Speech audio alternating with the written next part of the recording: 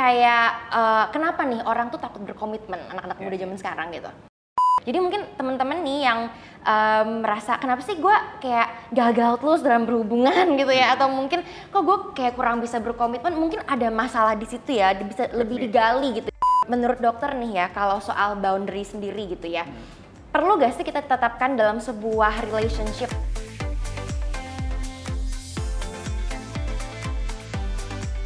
Halo semua, perkenalkan aku Iren Bougainville, founder and CEO dari Youth Health Hub Indonesia, sebuah organisasi yang dipimpin oleh anak muda yang bergerak dalam bidang kesehatan publik.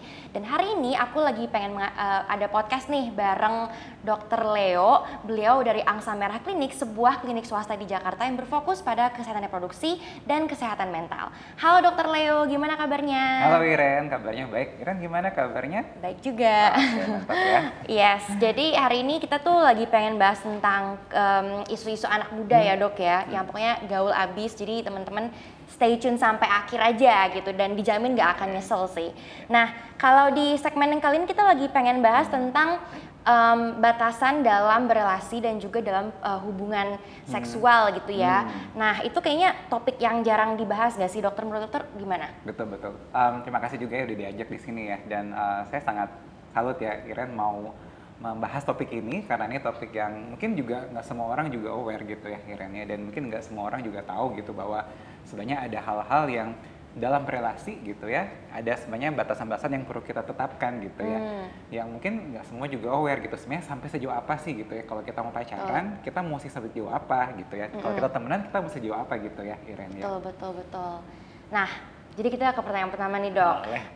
Menurut dokter sekarang tren relationship di antara anak muda, kayak misalnya yang tadi dokter bilang batasan-batasan kayak FWB atau mungkin one night stand gitu ya. Menurut dokter tuh kayak gimana nih trennya?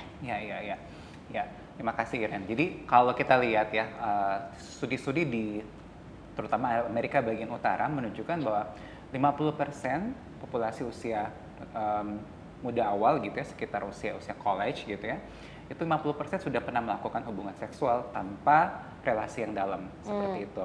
Dan trennya kurang lebih sama antara laki-laki dan perempuan, seperti itu. Jadi sebenarnya fenomena ini mungkin kalau di Indonesia mungkin belum terlalu banyak studi yang dilakukan gitu ya, tapi ini menunjukkan bahwa sebenarnya betul seperti Iren bilang, tren ini rising gitu ya, ada peningkatan gitu. Dan ternyata hubungan yang tadi yang tidak ada komitmen itu, yang seperti friends with benefit, one night stand, itu menjadi satu tren yang sangat lagi meningkat nih, terutama di populasi remaja dan dewasa awal. Iya, jadi lagi meningkat ya kalau di Indonesia gitu ya. Betul. Nah, kenapa nih menurut dokter, apakah karena ada perubahan kultur atau kayak ya memang sosial media aja gitu, jadi kita bisa melihat mungkin tren di luar ya, mungkin yang berbeda dengan tren di dalam negeri gitu. Nah, menurut dokter gimana?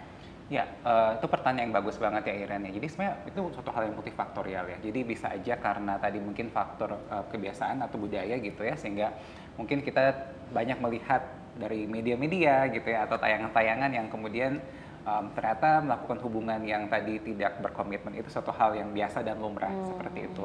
Akan tetapi juga studi-studi menunjukkan bahwa ternyata ada suatu tren yang kita bilang tidak punya kemampuan untuk membuat suatu komitmen untuk suatu hubungan yang long lasting, yang jangka panjang.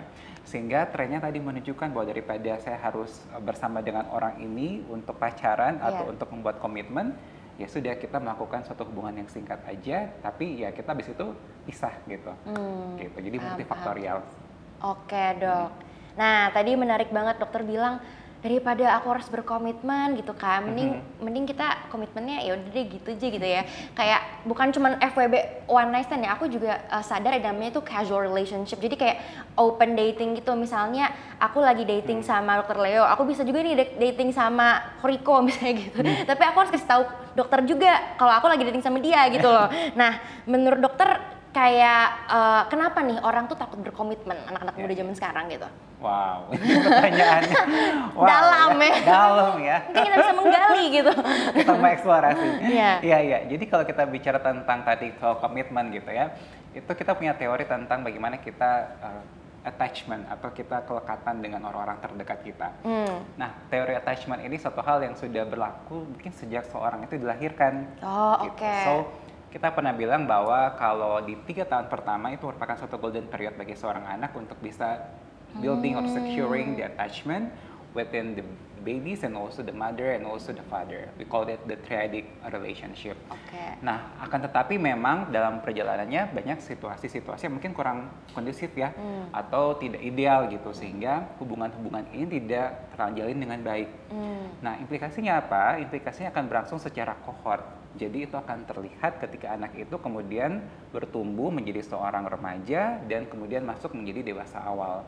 Yang itu kemudian akhirnya ketika hubungan atau attachment itu yang nggak oke, nah itu akan terjelma ketika anak itu akan mulai berrelasi dengan orang-orang di luar dari inner circle family-nya. Gitu. Jadi itu yang termanifestasi tuh Iren. Gitu. Berarti awalnya dari attachment dengan orang tua ya, yang mungkin tuh tidak ideal gitu ya. Oke. Boleh dijelasin lebih dalam nggak sih dok? Kayak gimana sih ketidakidealannya ini bisa berpengaruh pada apa ya, attachment issues atau mungkin commitment issues pada anak muda ketika mereka berrelasi dengan orang-orang di luar family circle-nya gitu. Exactly. Sejatinya bahwa ketika seseorang itu mempunyai satu polar relation itu kan sangat kompleks ya. Jadi family is one thing, tapi itu juga akan dipengaruhi oleh lingkungan, akan dipengaruhi oleh peers, dan juga akan dipengaruhi oleh culture dan juga the way how that person consumes the medias or the entertainment. Artinya adalah mungkin salah satu yang paling awal yang saya bilang bahwa keluarga itu merupakan pilar gitu ya untuk membangun attachment tersebut. Akan tetapi ketika misalnya dia punya secure yang baik gitu dari peers-nya gitu ya, atau dari lingkungannya, dia mungkin masih bisa tuh berrelasi dengan orang-orang terdekat gitu ya. Dia mungkin masih punya mungkin di rumah saya kurang nih, tapi misalnya sama teman-teman sekelasnya gitu ya, sama teman-teman misalnya di komunitas, misalnya teman-teman masjid gitu ya, atau teman-teman gereja gitu ya, dia masih gitu. So dia masih bisa mengadaptasi itu. Yang menjadi tantangan adalah ketika semua model itu tidak ada gitu. Di sekolah nggak ada, di komunitas nggak ada, di rumah nggak ada. Sehingga yang termanifestasi adalah dia mencari suatu hal-hal yang di luar itu. Gitu. Paham banget. Ya. Mungkin aku pengen berefleksi sedikit ya. Jadi kayak inget gitu loh ke kejadian, maksudnya my own experience ya. Karena dulu mungkin aku kurang punya secure attachment with my mother gitu kan. Kemudian pas waktu aku di SD aku dibully juga gitu, sempet dibully. Ya dibulinya verbal sih. Cuman itu mungkin membuat aku jadi tadi kata dokter ya, nggak punya secure attachment di keluarga iya gitu kan, di lingkungan sekolah juga iya gitu kan. Jadi kemudian aku mencari ke orang lain gitu kan, kita mencari siapa sih yang bisa buat kita secure gitu kan ya. Jadi mungkin teman-teman nih yang merasa kenapa sih gue kayak gagal terus dalam berhubungan gitu ya, atau mungkin kok gue kayak kurang bisa berkomitmen, mungkin ada masalah di situ ya, bisa lebih digali gitu ya mungkin. Nah nah terus menurut dokter nih ya, kalau soal boundary sendiri gitu ya, perlu gak sih kita tetapkan dalam sebuah relationship, dan kalau misalnya perlu itu sejauh apa tuh menurut dokter? Definitely gitu ya, karena definitely guys. definitely sama seperti ketika kita misalnya ingin bangun rumah, kita tentu perlu ada pagar gitu ya antara rumah saya di sini dan ini ada tetangga saya gitu ya. So that also applies to ourselves, even to our spouse, even to our very intimate partner gitu ya.